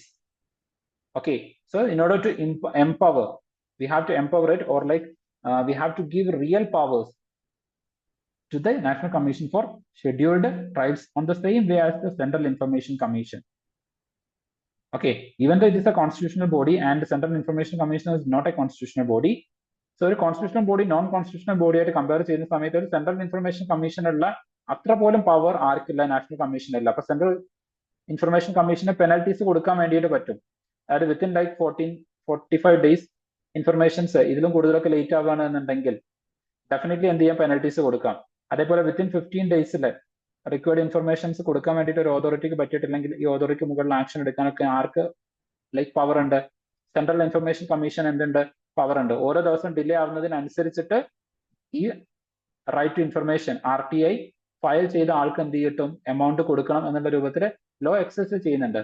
So in the same way the power has to be given to the National Commission for Scheduled Tribes for the penalties, okay, or to impose the charges. Then capacity building, a separate cadre for the National Commission for Scheduled Tribe personnel. ഇതെന്തിനു വേണ്ടിയിട്ടാണ്, to address the staff shortage. ഒരു continuous ആയിട്ട് സ്റ്റാഫുകളെ കിട്ടിക്കഴിഞ്ഞാൽ മാത്രമേ ഈ capacity ബിൽഡിങ്ങും അതുപോലെ തന്നെ staff ഷോർട്ടേജസും ഇല്ലാതെ അതിന് പ്രോപ്പറായിട്ട് ഫംഗ്ഷൻ ചെയ്തിട്ട് മുന്നോട്ടേക്ക് പോകാൻ വേണ്ടിയിട്ട് പറ്റുള്ളൂ. Then mandatory consultation on the policies. നമ്മൾ നേരത്തെ പറഞ്ഞിട്ടുണ്ടായിരുന്നു പല സ്റ്റേറ്റുകളും എന്ത് ചെയ്യുന്നില്ല, they are not consulting. Okay, they are not complying in to the they are not complying to the Article 338. So as per the Article 338, the states are supposed to consult the National Commission for Scheduled Tribes when they are taking any policies for the tribal community. അപ്പൊ ഇതെന്ത് ചെയ്യണം, this has to be made mandatory. Then grievances. National Commission for Scheduled Tribes should have a dedicated grievance redressal cell. ഒരു dedicated ആയിട്ടുള്ള ഒരു grievance redressal cell എന്ത് ചെയ്യണം? National commission for scheduled tribe create ചെയ്യണം. Okay, so ഇത്രയും കാര്യങ്ങൾ നമുക്ക് എന്ത് ചെയ്യാം, ഒരു വേ ഫോർവേഡ് ആയിട്ട് നമുക്ക് സജസ്റ്റ് ചെയ്യാൻ വേണ്ടിയിട്ട് പറ്റുന്നതാണ്. So in recent times previous ഇയറിൽ UPSC ചോദിച്ചിട്ടുള്ള ഒരു ചോദ്യമാണ് ഇതെന്ന് പറയുന്നത്. പ്രിലിംസിന് ചോദിച്ചിട്ടുള്ളതാണ്. ഓക്കെ, സോ പ്രിലിംസിന് ചോദിച്ചിട്ടുള്ള ഒരു ചോദ്യമാണ്. If a particular area is brought under the fifth scheduled അണ്ടറിൽ ഒരു ഏരിയ കൊണ്ടുവന്നു കഴിഞ്ഞാൽ which one of the following statement best reflect the consequence of it? 2022 ചോദിച്ചിട്ടുള്ള ഒരു ചോദ്യമാണ്. ഓക്കെ, സോ ഇത് നോക്കിക്കഴിഞ്ഞാൽ നിങ്ങൾക്ക് മനസ്സിലാവും. This would prevent the transfer of land from tribal people to non-tribal people. Yes, this is happening. Okay, so fifth ഷെഡ്യൂളിലേക്ക് വന്നു കഴിഞ്ഞാൽ അണ്ടർ ദ ഫിഫ്ത്ത് ഷെഡ്യൂൾ ആണെന്നുണ്ടെങ്കിൽ നോൺ ട്രൈബൽ ആയിട്ടുള്ള ആളുകൾക്ക് അഗ്രികൾച്ചറൽ ലാൻഡ് അല്ലെങ്കിൽ നോൺ ട്രൈബൽ ലാൻഡ് ഒക്കെ occupy ചെയ്യുന്നതിന് ഒരുപാട് ലിമിറ്റേഷൻസ് ഉണ്ട്. Okay, then this would create a local self governing body in that area. ഇല്ല, ഈ local self governing body creation ഒക്കെ 73rd 74th അമെന്റ്മെന്റ് ആക്ട് പ്രകാരം നമ്മൾ അങ്ങനെ ചെയ്യുന്നതാണ്. Okay, so that is dealing with the different area എന്ന് വെച്ച് കഴിഞ്ഞാൽ 11th and 12th ഷെഡ്യൂൾ ആണ് എന്ത് ചെയ്യുന്നത്, ഇതുമായിട്ട് ബന്ധപ്പെട്ടിട്ട് വരുന്നത്. ഇനി അതല്ലാതെ വരുന്നത് ട്രൈബൽ ഏരിയയിലേക്ക് വരുന്നത് Panchayati Raj extension to scheduled area PESA act ആണ് വരുന്നത്. അപ്പൊ ഇതൊന്നും എന്തിൽ വരുന്നില്ല, ഫിഫ്ത്ത് ഷെഡ്യൂൾ അണ്ടറിൽ വരുന്നില്ല. Then this would convert that area into a union territory. Definitely no. Then state having such areas would be declared special category state. No. Special category state നോക്കുള്ള criterias എന്ന് പറയുന്നത് എൻറ്റയർലി ഡിഫറെന്റ് ആണ്. Like hilly states ആയിരിക്കണം, considerable share of populations ഉണ്ടായിരിക്കണം, relative backwardness ഉണ്ടായിരിക്കണം. So ഇങ്ങനത്തെ criterias ഒക്കെയാണ് എന്തിനാ സ്പെഷ്യൽ കാറ്റഗറി സ്റ്റേറ്റ്സിന് നമ്മൾ യൂസ് ചെയ്തിട്ടുള്ളത്. ഓക്കെ, ദെൻ ഈ ഒരു പെർട്ടിക്കുലർ ഏരിയന്ന് മെയിൻസിന് ചോദിച്ചിട്ടുള്ള ചോദ്യം എന്ന് പറയുന്നത് what are the two major legal initiatives by state since independence for addressing the discrimination against the scheduled tribes? 2017 ചോദിച്ചിട്ടുള്ളതാണ്. Okay, പിന്നെ അത് കഴിഞ്ഞ് ചോദിച്ചിട്ടുള്ളത് നാഷണൽ കമ്മീഷൻ ഫോർ ഷെഡ്യൂൾഡ് ട്രൈബ്സിന്റെ ഫംഗ്ഷനിങ്ങിനെ കുറിച്ചിട്ടാണ്. Okay, now let's discuss the next topic, that is India-US Compact Initiative. So recently Modi Trump മീറ്റിന് ശേഷം അതായത് ട്രംപിന്റെ second term, ഈ ഒരു ടേമിലുള്ള മീറ്റിൽ ഉണ്ടായിട്ടുള്ള ഒരു ന്യൂ ഇനീഷ്യേറ്റീവ് ആണ് കോമ്പാക്ട് എന്ന് പറയുന്നത്. എക്സിസ്റ്റിംഗ് ആയിട്ടുള്ള ചില ഇനീഷ്യേറ്റീവ്സ് ഒക്കെ ഇതിന്റെ അണ്ടറിൽ നമ്മൾ റിവാമ്പ് ചെയ്ത് പുതിയതാക്കി കൊണ്ടുവരാൻ വേണ്ടിയിട്ട് എന്ത് ചെയ്യുന്നുണ്ട്, ശ്രമിക്കുന്നുണ്ട്. സോ കോണ്ടെക്സ്റ്റ് എന്താണെന്ന് ചോദിച്ചു കഴിഞ്ഞാൽ definitely US India compact. So കോമ്പാക്ടിന്റെ ഫുൾ ഫോം ഓർത്ത് വെക്കുക, catalysing opportunities for military partnership, accelerated commerce and technology. So 3 area ആണ്. ഒന്ന് military partnership, then accelerated commerce means like trade. Okay, then like technology, trade, technology and defense. Okay, trade, technology, defense, TTD. ഈ 3 ഏരിയയിലാണ് ഈ പറയുന്ന compact എന്ത് ചെയ്യുന്നത്, main ആയിട്ട് focus ചെയ്യുന്നത്. For the 21st century was launched by President Donald Trump and Prime Minister Narendra Modi. Okay, so they together has launched this. Then what are the key components of the India-US Compact Initiative? ഇതിൽ എന്തൊക്കെ cover ചെയ്തിട്ടുണ്ടെന്ന് ചോദിച്ചു കഴിഞ്ഞാൽ first defence collaboration is being covered. Then people-to-people engagement is there. Then multilateral and regional cooperation, trade and investment expansion. Then comes like energy security and technology advancement. Energy security and technology advancement. Okay. Then highlights of the India-US Compact Initiative. So defense collaboration നിങ്ങൾ consider ചെയ്യണമെന്നുണ്ടെങ്കിൽ ഇത് prelims ആയിക്കോട്ടെ mains perspective ആയിക്കോട്ടെ, ഇതിൽ ഓർത്ത് വെക്കേണ്ട 3 കാര്യങ്ങളുണ്ട്. ഒന്ന്, there is a 10-year framework, that is US-India Major Defense Partnership 2025 to 2035. അടുത്തത് co-production of the Javelin anti-tank guided missiles. So even in 2024 എന്ത് ചെയ്തിട്ടുണ്ടായിരുന്നു, മിലിറ്ററി എക്സസൈസുകളെ കുറിച്ചിട്ട്, ഇന്ത്യ ബംഗ്ലാദേശ് മിലിറ്ററി എക്സസൈസിനെ കുറിച്ചൊക്കെ എന്ത് ചെയ്തിട്ടുണ്ടായിരുന്നു, ചോദ്യങ്ങൾ വന്നിട്ടുണ്ടായിരുന്നു. സോ കൺസിഡറിംഗ് ദാറ്റ് ഈ ഒരു മിലിറ്ററി എക്സസൈസ് ഇമ്പോർട്ടന്റ് ആണ്. Joint exercise like tiger Trump. So Tiger Trump എന്ന് പറയുന്നത് is a joint military exercise between India and USA. Then the initiative includes reciprocal defense procurement agreement and also like seamless defense trade and autonomous system industry alliance to boost AI-driven autonomous defense cooperation. Okay, so autonomous system industry alliance, it is between which all countries എന്ന് ചോദിച്ചു കഴിഞ്ഞാൽ it is India and USA. Okay, so you should be able to answer it. Autonomous System Industry Alliance. എന്നാൽ India France തമ്മിൽ ഇതേ ഒരു ചർച്ച വന്നിട്ടുണ്ടായിരുന്നു. But 4 agreements ഉണ്ടായിരുന്നതിൽ 3 അഗ്രിമെന്റ്സ് ഇന്ത്യ സൈൻ ചെയ്തിട്ടുണ്ടായിരുന്നു. ബട്ട് ഈ പറയുന്ന ഓട്ടോണോമസ് ഡിഫൻസ് അല്ലെങ്കിൽ ഈ പറയുന്ന ഓട്ടോണോമസ് വെപ്പൺസുമായിട്ട് ബന്ധപ്പെട്ടിട്ടുള്ള ഒരു അഗ്രിമെന്റ് മാത്രം ഇന്ത്യ സൈൻ ചെയ്തിട്ടുണ്ടായിരുന്നില്ല. ഓക്കെ, നമ്മുടെ കഴിഞ്ഞ ക്ലാസ്സിൽ നമ്മൾ ഓൾറെഡി ഡിസ്കസ് ചെയ്തതാണ്. Then trade and investment expansion ആയിട്ട് ബന്ധപ്പെട്ടുകൊണ്ട് ഓർത്ത് വെക്കേണ്ടത് മിഷൻ 50 ലൈക്ക് 500 ഇനീഷ്യേറ്റീവ് ആണ്. This was launch to increase the bilateral trade to 500 billion. Okay, so 500 ബില്യണിലേക്ക് ട്രേഡ് ഇൻക്രീസ് ചെയ്യുന്നതിന് വേണ്ടിയിട്ട് ലോഞ്ച് ചെയ്തിട്ടുള്ള ഇനീഷ്യേറ്റീവ് ആണ് മിഷൻ 500 എന്ന് പറയുന്നത്. Okay, so mission 500 is actually for this particular reason. Okay, so അതൊന്ന് ഓർത്ത് വെക്കണം, why this mission 500 is there. Okay, just a second. അടുത്തത് energy security. So coming to the energy security, US supporting India's international energy membership. So ഇവിടെ ഓർത്ത് വെക്കേണ്ട ഒരു കാര്യം, international energy ഏജൻസിയിലേക്ക് ഇന്ത്യക്ക് എന്തില്ല, ഇപ്പോഴും മെമ്പർഷിപ്പ് കിട്ടിയിട്ടില്ല. But US says that they will support India. അടുത്തത് technological advancement.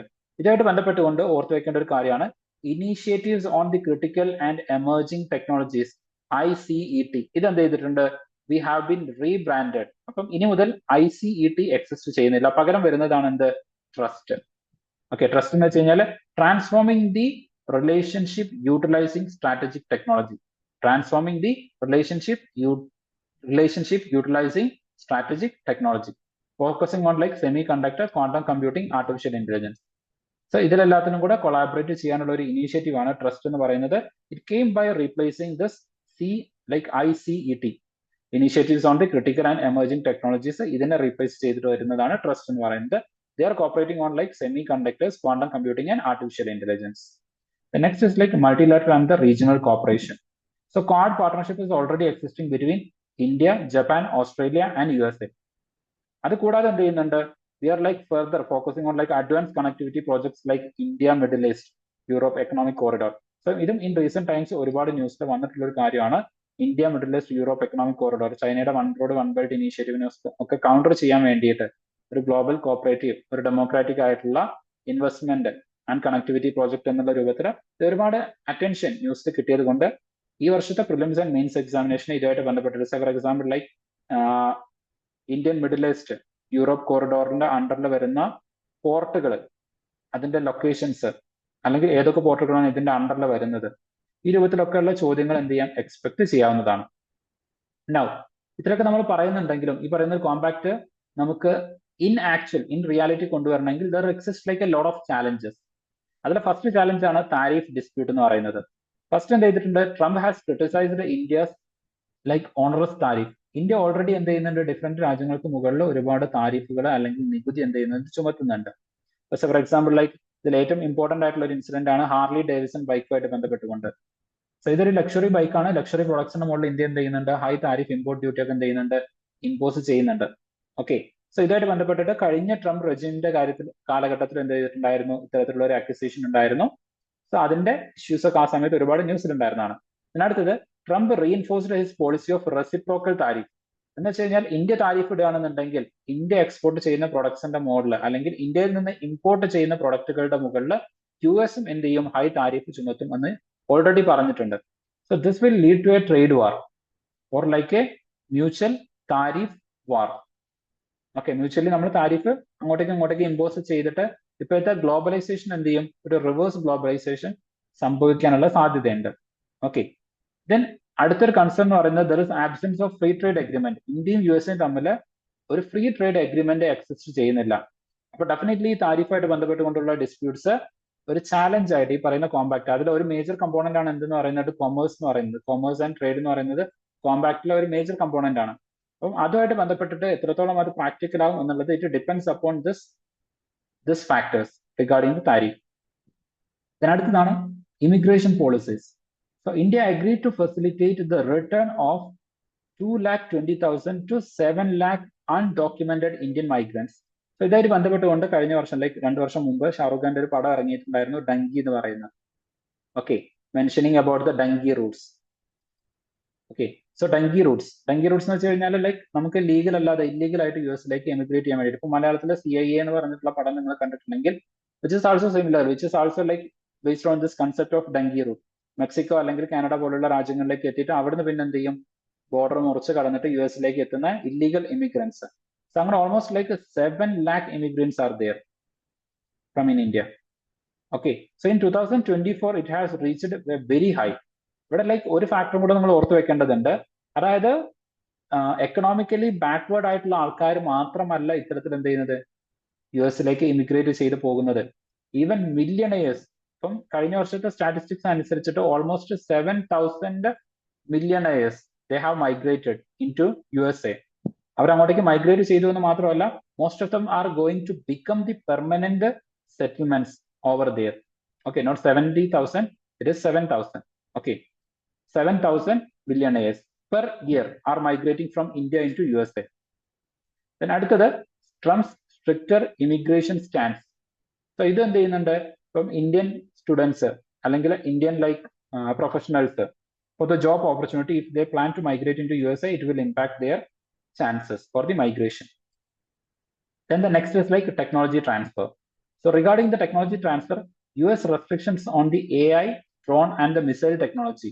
See, missile technology US-ൽ നിന്ന് മറ്റ് രാജ്യങ്ങൾ എടുക്കുന്നത് മാത്രമല്ല, ഡിഫറെന്റ് രാജ്യങ്ങൾ തമ്മിൽ ഈ ടെക്നോളജി കൈമാറുന്നതിൽ പോലും എന്ത് ചെയ്യുന്നുണ്ട്, പലപ്പോഴും ടെക്നോളജി ട്രാൻസ്ഫറിന് US റെസ്ട്രിക്ട് ചെയ്യാറുണ്ട്. For example like കോംകാസ.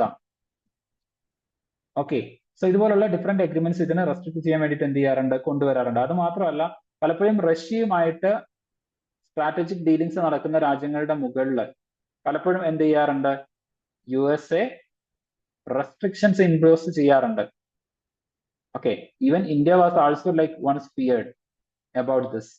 റഷ്യയുമായിട്ടുള്ള ഡീലിംഗിൽ എസ്പെഷ്യലി S-400 ഒക്കെ ആയിട്ട് ബന്ധപ്പെട്ടിട്ടുണ്ടായിരുന്ന ഡീലിങ്സിൽ ഇത്തരത്തിലുള്ള US സാങ്ഷൻ നമുക്ക് മുകളിലേക്ക് വരും, അല്ലെങ്കിൽ US റെസ്ട്രിക്ഷൻ നമുക്ക് മുകളിൽ വരും എന്നുള്ള ഒരു ടെൻഷൻ ഇന്ത്യക്കും ഉണ്ടായിരുന്നു. അടുത്തത് data localisation. So India like both RBI and the central government, they both has taken the stand of data localization. എന്ന് വെച്ച് കഴിഞ്ഞാൽ ഇന്ത്യയുടെ ഉള്ളിൽ ജനറേറ്റ് ചെയ്യുന്ന പേഴ്സണൽ ഇൻഫർമേഷൻസ് അല്ലെങ്കിൽ പേഴ്സണൽ ഡാറ്റാസ് ഇന്ത്യയിൽ തന്നെയുള്ള സെർവറുകളിൽ എന്ത് ചെയ്യണം, സ്റ്റോർ ചെയ്യണം. അതെന്ത് ചെയ്യാൻ വേണ്ടിയിട്ട് പറ്റില്ല, പുറം രാജ്യങ്ങളിലേക്ക് അയക്കാൻ വേണ്ടിയിട്ട് പറ്റില്ല എന്ന് പറയുന്ന ഒരു സ്റ്റാൻഡ് RBI അതുപോലെ തന്നെ ഇന്ത്യൻ ഗവൺമെന്റും എടുത്തിട്ടുണ്ട്. ഓക്കെ, സോ ഇത് ആസ് സച്ച് ഇപ്പൊ നമുക്കറിയാം most of the tech companies, ഇപ്പം AI ഫീൽഡിലൊക്കെ ആണെങ്കിലും നമ്മൾ നോക്കിക്കഴിഞ്ഞാൽ most of the tech companies they are coming from the silicon valley, from the USA. So അങ്ങനെയാകുന്ന സമയത്ത് എന്ത് വരുന്നുണ്ട്, this US opposes India's data sovereignty laws. അപ്പം സ്വാഭാവികമായിട്ടും US ബേസ് ചെയ്തിട്ടുള്ള പല കമ്പനികളും ഇന്ത്യയിലെ സെർവേഴ്സ് ഡാറ്റാ സെന്റേഴ്സ് ഒക്കെ എസ്റ്റാബ്ലിഷ് ചെയ്യുമ്പോൾ it will lead to huge cost, ഒരു കോസ്റ്റ് ഓവർറണ്ണിലേക്ക് ലൈക്ക് ലീഡ് ചെയ്യും. But India is imposing this to ensure the privacy of the its individuals. അപ്പം ഇത് തമ്മിലൊരു കോൺഫ്ലിക്ട് എന്ത് ചെയ്യുന്നുണ്ട്, എക്സിസ്റ്റ് ചെയ്യുന്നുണ്ട്. The next is like geopolitical and multilateral differences. Geopolitical and multilateral differences are also existing. Say for example, like India's ties with Russia, then like USA's relation with China. So China is acting as a third port between India and the USA. So ഇതൊക്കെയായിട്ട് ബന്ധപ്പെട്ടുകൊണ്ടുള്ള even India-Iran relation is there, and Iran-USA relation is not that good. So how it is going to impact? So ഇതൊക്കെ എന്ത് ചെയ്യുന്നുണ്ട്, like ഒരു challenge ആയിട്ട് നിൽക്കുന്നുണ്ട്. പിന്നെ അതേപോലെ തന്നെ USA is supporting the Pakistan, or like USA is not taking stringent actions against the Pakistan or a terror financing of the Pakistan. അതിൽ സ്ട്രോങ് ആക്ഷൻസ് എന്ത് ചെയ്യുന്നില്ല, എടുക്കുന്നില്ല. Despite repetitive like demand from the side of India. So India ഒരുപാട് തവണ എന്ത് ചെയ്തിട്ടുണ്ട്, actions എടുക്കാൻ വേണ്ടി US-നോട് ഡിമാൻഡ് ചെയ്തിട്ട് പോലും US എന്ത് ചെയ്തിട്ടുള്ള ഒരു സ്ട്രോങ് ആക്ഷൻസ് ഒന്നും എടുത്തിട്ടില്ല. ഒരു ബാലൻസിങ് ആക്ട് ആണ് US-ന്റെ ഭാഗത്ത് നിന്ന് വരുന്നത്. Okay, then what is the way forward, how we can address this? First of all, like we have to go for a bilateral trade agreement, a complete free trade agreement അല്ലെങ്കിൽ പോലും ഒരു FTA അല്ലെങ്കിൽ പോലും we have to go for some bilateral trade agreement where we can reach on some kind of negotiation and final agreement upon the tariff. Okay, so അതെന്ത് ചെയ്യണം, trade tensions reduce ചെയ്യാൻ വേണ്ടിയിട്ട് ഇത്തരത്തിലുള്ള ഒരു bilateral trade agreement we have to sign. പിന്നെ അടുത്തത് improve supply chain integration in semiconductors and pharmaceuticals. Okay, ഈ supply chain ഏറ്റവും കൂടുതൽ ഡിസ്ട്രപ്റ്റ് ആവുന്ന രണ്ട് ഏരിയാസ് ആണ് ഫാർമസ്യൂട്ടിക്കൽസും സെമി കണ്ടക്ടേഴ്സും in recent times, especially during the time of the covid, because the China is monopolising upon the semiconductors. Pharmaceuticals ആണെന്നുണ്ടെങ്കിൽ India is considered as like the pharmaceutical capital.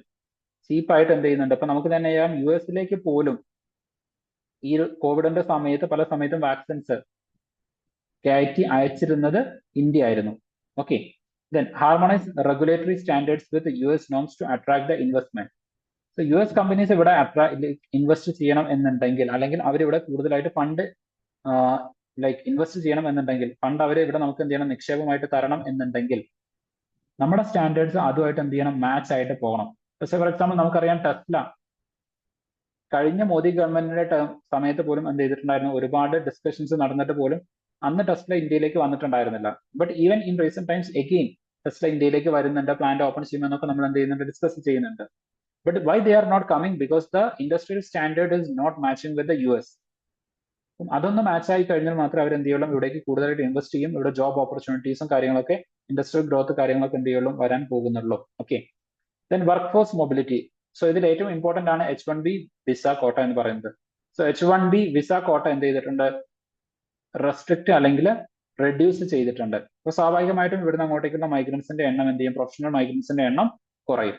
So India has to push for more H1B visa quota. അടുത്തതാണ് data governance. ഞാൻ നേരത്തെ പറഞ്ഞ പോലെ ഈ data localisation എന്ത് ചെയ്തിട്ടുണ്ട്, ഒരു പ്രോബ്ലം ആയിട്ട് എക്സിസ്റ്റ് ചെയ്യുന്നുണ്ട്. So what we have to do, we have to go for is the data localisation norms. Data localisation നമ്മൾ എന്ത് ചെയ്യണം, we have to is it. ഒരു റെസ്ട്രിക്ട് ചെയ്തിട്ട് ഒരു സെക്യൂർ വേയില് we can provide for the data transfer from India to the foreign countries. Okay, facilitating US tech investment in India. അടുത്തത് develop joint cyber security framework. So ഈ cyber security അല്ലെങ്കിൽ personal data പ്രൊട്ടക്ഷന് വേണ്ടിയിട്ടാണ് നമ്മൾ എന്ത് ചെയ്തിട്ടുള്ളത്, ഈ data localisation rules കൊണ്ടുവന്നിട്ടുള്ളത്. അപ്പൊ നമുക്കൊരു സ്ട്രിഞ്ചന്റ് ആയിട്ടുള്ള അല്ലെങ്കിൽ ഒരു സ്ട്രോങ് സൈബർ സെക്യൂരിറ്റി സിസ്റ്റം അല്ലെങ്കിൽ data protection and privacy laws exist ചെയ്യുന്നുണ്ട് എന്നുണ്ടെങ്കിൽ we can go for like data liberalisation or like ഈ ഡാറ്റ ലോക്കലൈസേഷനിൽ നമുക്ക് എന്ത് ചെയ്യാം, ലിബറൽ സ്റ്റാൻഡ് എടുക്കാൻ വേണ്ടിയിട്ട് പറ്റും. Then strengthening US India engagement in the multilateral forums like quad, അതുപോലെ തന്നെ ഇൻഡോ പസഫിക് എക്കണോമിക് ഫോറം, ഇതിലൊക്കെ എന്ത് ചെയ്യാം, ഫർദർ എൻഗേജ്മെന്റ്സ് നമുക്ക് നടത്താൻ വേണ്ടിയിട്ട് പറ്റുന്നതാണ്. At the same time India is having like a strategic leverage when it comes to the global south. Global സൗത്തായിട്ട് കോപ്പറേറ്റ് ചെയ്യുന്നതിലുള്ള ഇന്ത്യയുടെ സ്റ്റാൻഡ് എന്ത് ചെയ്യാം, അത് നമുക്ക് ഫർദർ ഇംപ്രൂവ് ചെയ്യാൻ വേണ്ടിയിട്ട് പറ്റും. So globally India and USA can go hand in hand, okay, by supporting the mutual interest each other. Then മെയിൻസിൽ ഈ ഒരു പെർസ്പെക്റ്റീവില് ചോദിച്ചിട്ടുള്ള 2019 ചോദിച്ചിട്ടുള്ള ഒരു ചോദ്യമാണ്, what introduces friction into the ties between India and United States is that Washington still unable to find for India a position in its global strategy. So USAയുടെ global സ്ട്രാറ്റജിയിൽ ഇന്ത്യയുടെ റോൾ എന്താണ് എന്നുള്ളത് US ഇപ്പോഴും ഡിഫൈൻ ചെയ്തിട്ടില്ല. So ഈ question വരാനുള്ള ഒരു ബാക്ക്ഗ്രൗണ്ട് എന്താണെന്ന് വെച്ച് കഴിഞ്ഞാൽ, ആ സമയത്ത് ഏഷ്യ പസഫിക് സ്ട്രാറ്റജി ആയിരുന്നു ആർക്കുണ്ടായിരുന്നത്, USAക്ക് ഉണ്ടായിരുന്നത്. ബട്ട് ഈ ഒരു ഏഷ്യ പസഫിക് സ്ട്രാറ്റജി മാറ്റിയിട്ട് അവർ ഇൻഡോ പസഫിക് സ്ട്രാറ്റജി എന്ന് പറയുന്ന രൂപത്തിലേക്ക് അത് മാറ്റിയിട്ടുണ്ടായിരുന്നു. സോ ആ സമയത്ത് ഒരുപാട് ഡിസ്കഷൻ വന്നതാണ്, now USA is giving more importance to India. So അല്ലെങ്കിൽ USAയുടെ ഒരു ഗ്ലോബൽ സ്ട്രാറ്റജിയിൽ India is now finding a place എന്നുള്ള രൂപത്തിൽ ഒരുപാട് ഡിസ്കഷൻ വന്നിട്ടുണ്ടായിരുന്നു. But still apart from this name change, ഒരു മേജർ ആയിട്ടുള്ള ഒരു ചേഞ്ച് കൊണ്ടുവരുന്നതിന് വേണ്ടിയിട്ട് അല്ലെങ്കിൽ ഈ ഒരു ഡിപ്ലോമാറ്റിക് ടൈസിൽ ഒരു ഇംപ്രൂവ്മെന്റ് കൊണ്ടുവരാൻ വേണ്ടിയിട്ട് ആ സമയത്ത് സാധിച്ചിട്ടില്ല, ഇപ്പോഴും സാധിച്ചിട്ടില്ല. ഓക്കെ, ലൈക്ക് ഈവൻ ജോഗ്രഫിക്കൽ എന്താ പറയുക ബൗണ്ടറീസ് ഒക്കെ അതിന് കാരണമാകുന്നുണ്ട്. ഇപ്പൊ നമ്മൾ ജോഗ്രഫിക്കലി നോക്കുകയാണെന്നുണ്ടെങ്കിൽ ഇന്ത്യയിലേക്ക് ട്രേഡ്, ഇന്ത്യയിൽ നിന്ന് US-ലേക്ക് ട്രേഡ് അല്ലെങ്കിൽ ചരക്ക് നീക്കം എന്ന് പറയുന്നത് ഭൂമിയുടെ ഓരോ ഭാഗത്തു നിന്ന് അതിന് നേരെ എതിർവശത്തേക്ക് എത്തുന്നത് ലൈക്ക് അത്രത്തോളം ദൂരം എന്ത് ചെയ്യേണ്ടതുണ്ട്, ട്രാവൽ ചെയ്യേണ്ടതായിട്ട് വരുന്നുണ്ട്. അപ്പൊ സ്വാഭാവികമായിട്ടും ഈ ജോഗ്രഫിക്കൽ ബാരിയേഴ്സ് ഒക്കെ ഉള്ളത് കൊണ്ട് ട്രേഡ് എന്താണ്, വളരെ ലോ ആണ്. ഓക്കെ, സോ ബാക്കി എന്ന് പറയുന്നത് which would satisfy India's national self esteem and ambition. So ഇന്ത്യയുടെ ഇൻട്രസ്റ്റ് കൂടെ കൺസിഡർ ചെയ്തുകൊണ്ടല്ല ഇന്ത്യക്ക് എന്ത് ചെയ്യുന്നത്, USA അതിന്റെ ഗ്ലോബൽ സ്ട്രാറ്റജിയിൽ ഒരു പൊസിഷൻ നൽകുന്നത്. സോ ഈ ഒരു ഇൻഡോ പസഫിക് എന്ന് പറയുന്നത് USAയുടെ പോളിസിയിൽ മാത്രം കൺസിഡർ ചെയ്തുകൊണ്ട്, US-ന്റെ ഇൻട്രസ്റ്റ് മാത്രം കൺസിഡർ ചെയ്തുകൊണ്ട് അവരുണ്ടാക്കിയിട്ടുള്ള പോളിസി ചേഞ്ച് മാത്രമായിരുന്നു.